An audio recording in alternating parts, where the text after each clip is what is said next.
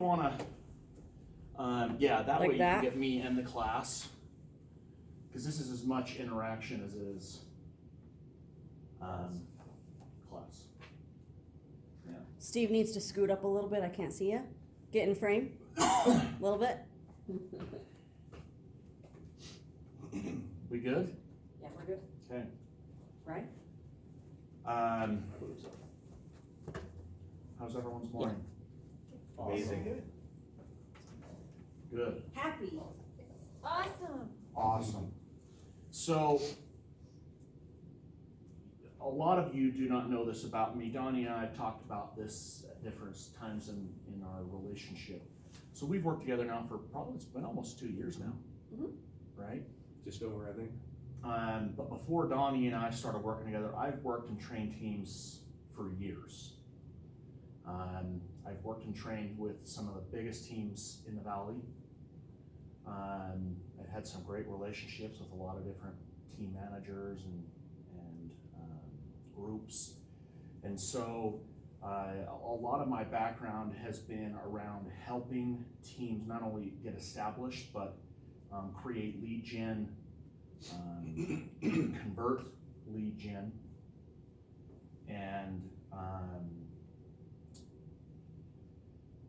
be more efficient, tracking numbers, because if you don't track yourself and you don't really know where your flaws are, or at least admittedly accept those flaws, how can you get better, right? I think deep down we probably all know where a lot of our weaknesses are, but until you actually see them on paper and you analyze them and you track them, meaning I made 100 calls, I talked to 20 people, of those 20 people I set X amount of appointments and so on and so forth. If you're tracking your numbers from that standpoint, then you can kind of see where your kink is in your systems and your ability to convert, right? If I make 100 phone calls and I talk to 20 people and I only set one appointment, that's probably my kink is probably in my ability to set appointments, right? Because if I'm talking to 20 people, I should hopefully be able to set up more than one appointment, right? And same goes for if I call 100 people, I talk to 20 people, or I call 100 people, talk to 20, set up 5 or 7 or whatever, and of those 7, none show up. Now I know my inefficiency is committing people to quality appointments, and so on and so forth. And so you can kind of fix these kinks in your systems, okay? So anyway, so that's what my background has been for, that's probably been about 7 or 8 years now, to be honest with you. I've been working with teams that long. So it's been good, it's been great. Worked with a lot of very good teams. I can be honest with you and say that of all the teams that I've worked with, just to be honest and candid with you, Donnie probably does more than most teams I've ever worked with. 100%. He cares a lot about your success, and the fact that they're here every day grinding with you, they're in the trenches with you is a big deal, because most team leads are not. They're just kind of a, CEO type, tell you how to do it, but never be around, right? Never be involved. That's how most team leads run and function. So you really are on a great team here. The way that the Reigns have kind of set this up is, to the betterment of helping you be better realtors, right? And I think that's the goal when you join a team anyways, right? Is you're joining a team to be more efficient in your job and be more efficient at yourself and help hold yourself accountable. Even the greatest bodybuilders in the world have coaches. These guys are the greatest athletes as far as lifting and training on a daily basis, and yet they still have coaches. And so being on a team is no different than that. Just because you are a great realtor and you do X amount of volume or whatever else is irrelevant. That's not why you are on a team. You're on a team because you are wanting someone to help you hold yourself accountable to your own standards, to what your goals are, and what you want to meet in your career, right? So As far as today's discussion, handling objections, I think that we've got what, 6 freaking rock stars here today. You guys should be teaching this lesson. Steve, what do you think? Sure. And go. And go. Give me an objection. I don't like you. That's because you haven't gotten to know me yet, Dallas. That is a great way to put it. Right on the spot. Right on the spot. Very good. Okay. So just because, like I said, if anyone's listening or watching or will be watching, this is more of a discussion here. Okay. So I want to ask you guys, do you feel like you struggle with this? Sometimes, yeah. I think everybody does. It's normal. Yeah. Mhm. Sometimes it comes out perfectly, just the way I envisioned Envisioned it. But it. then other times I'm like, like the, yeah. Sure. Ted? Yeah, I would agree. I mean, sometimes they catch you off guard, or you're just like not ready for what they said, and just rouses your brain. Sure. Sure. The reality of it is, everyone wants. It's funny. I've read books on overcoming objections. I've gone to conferences. I've put a lot of time in understanding sales, the psychology of it. And this is what I was telling Jan when we were kind of setting up this meeting is, inexperienced sales reps always think to themselves, I want the magic sauce. I need a script for I that. need a script. And there's just no such thing. There's just not. What is the right answer for me to Natalie, if she's the consumer, okay, might be completely different than if it was coming from Steve. So taking verbatim what I would say is not what you should take verbatim and say it the same way. This is not how it works. There's not one phrase that solves every problem. There's not one phrase that solves every objection, right? It's just having an understanding of being able to really interpret the person that you're talking to's energy. Okay? You've got to be able to interpret their energy. Okay? This is going back to the psychology of sales. Okay?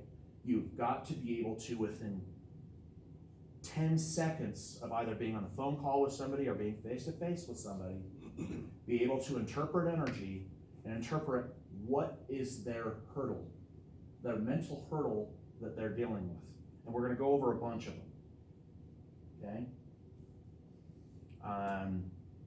But again, I can't emphasize enough, there's just not I couldn't recommend a book to you and say, read this book and you're going to be a freaking rock star at overcoming objections, because that's just not how it works. Mhm. It has to be you. It has to be the way that you would genuinely fix a problem, right? Because generally objections are a problem. Sometimes they're real, sometimes they're smoke screens, but they are real emotional mental blocks that we as human beings put up because I don't want to be sold anything, right? We are ingrained from the time we are born to not want to be sold, period. End of discussion, right? And so this is a skill set, and it's really an art. I truly believe this. In all my years of studying sales is an art. There is a beautiful art to it. Some of the greatest salesmen in the world are fantastic at reading energy, understanding the person they're talking to, helping that person feel safe, right? Because at the end of the day, that's the outcome everybody wants, is safety. It's not a product, they just want safety. They're eventually going to become a consumer regardless. So if we can create a safety, a safe home, a mental safe place for them, then we can overcome those objections. So let's kind of dive right in and kind of start discussing not only certain objections, but different things that you can build within yourself to make yourself better. Amen. Right, Steve? Love it. Right? Love it. You're first. You're in the Yeah, hot okay. seat. Yeah, you're right here, bro, Right. which means you are, Son of a you're bitch. front and Every center. seller be sold, baby. See, this is what happens when you have to be the center of attention. Sometimes you get a little more than you ask for. Okay, so, my first question, you guys, is I want you to think to yourself at what, that everyone's had that experience where they've gone to a store, they've gone to buy a car, they've gone somewhere, and they've got in front of a rep that just creates the wrong atmosphere for you, okay? Says the wrong thing, does something to bug you, or frankly, maybe they're just nice, but they're just not getting to what really is the point, which is the safety that we're talking about here, okay? Can anybody give me an example of something? Every time I go into any store, it doesn't matter what it is, they say, what are you looking for? I always say, oh, I'm just looking, just to get them to go away. Yes, So do that one, because we get that a lot on the phone. we'll go over that, right? Now, my question is that the right or wrong answer? It's not real, I just want you to go away. No, I I'm not would- talking about you, I'm Okay. talking about, or the question, maybe the question, is that the right question? Maybe like look at what they're looking at and like get to know or observe them a little bit and then bring up something like, hey, I saw you're looking at this, this is a great Yeah, be more product, specific. or, yeah. Sure, sure, I mean, for me, I always try and just figure out the energy. That's the first thing I try and identify is what Have to. type of person is this? Is this a meek person? Is this a hurry up aggressive person? Is this somebody that a joke's gonna get them to defuse? Like, that's what I always say is probably my best attribute, is I can read a person and then be who they need me to be, okay, is what I would say my top attribute would be. okay. He said something right there that I wanna stick with, because this is vital in sales. First thing he's trying to do is find what? Who I need to be. Who you that need to be client. for them. Yep. Okay, so energy, he says, I'm trying to figure out their energy. Am I dealing with somebody that's stubborn? Am I dealing with somebody that's closed? The only way I can figure that out is I gotta start with the questions, right? So, can I help you find anything? Okay, I'm just looking. I'm just looking. That response tells me what type of person this person is and the type of energy that they're gonna give me right out the gates, okay? Now the question is, are they really looking? Are they really interested? Are they really ready? We have no clue, right? They're here for a reason. You didn't just come to the store for no reason. You clearly like something that we're offering, right? If we're selling, if I'm a freaking Bed Bath & Beyond, you walk out of my store, you genuinely are interested in looking at something, Definitely a candle. right? It's Carmen's favorite It's store. definitely something. Right. Okay, so this idea that they're just looking, they're not really gonna buy is just not reality. They are interested. Now, whether they're interested right now or in 6 months, that's what we're trying to get to, right? And we'll go over that, you know, I'm not ready right now, or I'm not gonna be ready for 6 months, or whatever all the objections are, and we'll kind of go over that stuff. But the point I'm getting at here, the main focus I want to focus on, the very first part of this discussion is bad sales reps start vomiting onto you what you don't care about. Okay? Yes, sir. Does that make sense? When I go into a car dealership and I'm there, I'm not just looking, I'm there for a reason, right? Yeah, I might be just looking, and maybe I don't know whether I want a Dodge or a Chrysler or whatever dealership I'm at, or whatever used dealership I'm at, or whatever. I may not know exactly what I want, but I am buying a car, and it's no different than a house, okay? So the last thing we can be doing is vomiting onto them not only what we think they want, what we think they need, what we think they want to hear. You have got to get really, really good at, as Steve put it, recognizing that energy and being able to diffuse it in a way that creates a safety net for them. Because if they feel safe, they will begin to open up to you and discuss with you whatever it is going on. Well, I don't think we're ready right now because of this, and because this is going on in our life, and this, and blah, blah, blah. Or we are afraid the market really isn't ready. What if the market turns? Is now really the best time to buy, right? You're going to hear everything that's going on, but if you can get them to that point, now you've created somewhat of a safety home for them, okay, where real conversations can be had. And that's the goal that we're getting here. I don't care if it's face-to-face, I don't care if it's over the phone, I don't care if it's by text message. You are just trying to ask questions, sales-based questions, right, that help create an opportunity for you to see what type of personality they are, whether they're going to be real with you, give you smoke screens or real objections, right? Because what we really want is real objections. You got to get through the smoke screens to get to the real objections, right? But you don't really know what you're dealing with until you just start going to the questions, right? What are you looking for? Why are you looking for it? Why aren't you looking for it? If you're not ready right now, when will you be? Why wouldn't you be ready right now?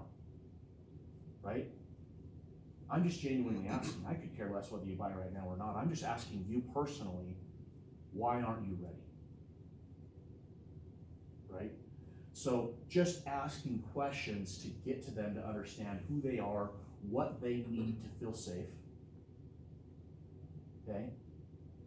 And once you're to that point, then we can start creating a home where you can not only overcome objections, but create a client that will now trust you and frankly, potentially be a great referral partner because this person really understands me. Does that make sense? Does anybody have any other